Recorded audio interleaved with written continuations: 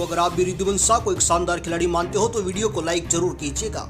दोस्तों रिद्धिमान शाह के तूफान में उड़ा लखनऊ का गेंदबाजी क्रम और बाद में गिल के साथ मिलकर हार्दिक पांड्या ने इस कदर कोहराम मचाया जिसको देखकर मेहमान खून के आंसू रोने को मजबूर हो गए। तो आखिर कैसे शाह और गिल के सामने बेबस नजर आए लखनऊ के गेंदबाज, उनकी तूफानी बल्लेबाजी के साथ उनकी गेंदबाजी का भी पूरा वीडियो हम आपको दिखाएंगे।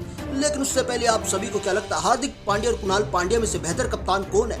अपनी राय हमें कमेंट करके जरूर दीजिएगा। दोस्तों आईपीएल 2023 का 51वां मुकाबला गुजरात और लखनऊ के बीच अहमदाबाद के नरेंद्र मोदी स्टेडियम में खेला गया। गुजरात के सामने लखनऊ चुनौती लेकर खड़ी थी। अपनी पिछली हार का बदला लेने के लिए लखनऊ की टीम पूरी तरह से तैयार थी। इन दोनों टीमों के बीच घमासान देखने के लिए पूरा स्टेडियम खचाखच भरा हुआ था।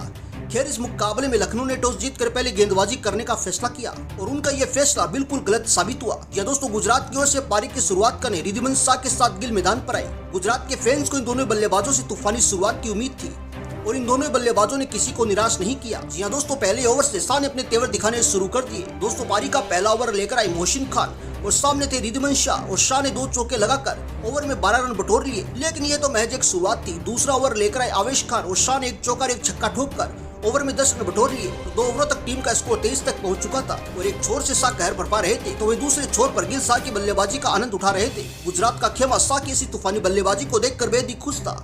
फिर पारी का चौथा ओवर लेकर आए मोहसिन खान और शाह ने उनका स्वागत ही छक्के के साथ किया। या दोस्तों शाह ने बैक टू बैक 2 छक्के ठोक डाले पर यह तो महज एक शुरुआत थी। अगली 2 गेंदों पर शाह ने 2 चौके और ठोक डाले और ओवर में 22 रन बटोर लिए। शाह की ऐसी बल्लेबाजी को देखकर लखनऊ के खेमे में मातम पसर गया था और अब लखनऊ को किसी भी कीमत पर विकेटों की तलाश थी।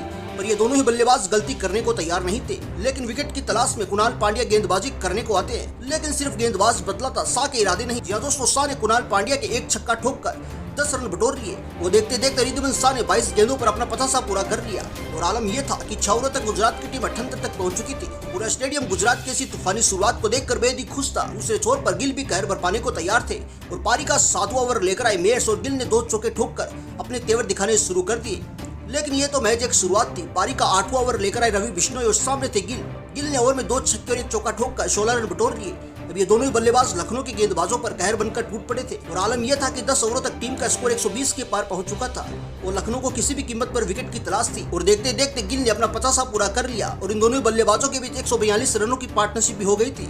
लेकिन तभी आवेश खान गुजरात के लिए काल बनकर सामने आए और आवेश खान ने 81 के स्कोर पर शाह को चलता कर दिया।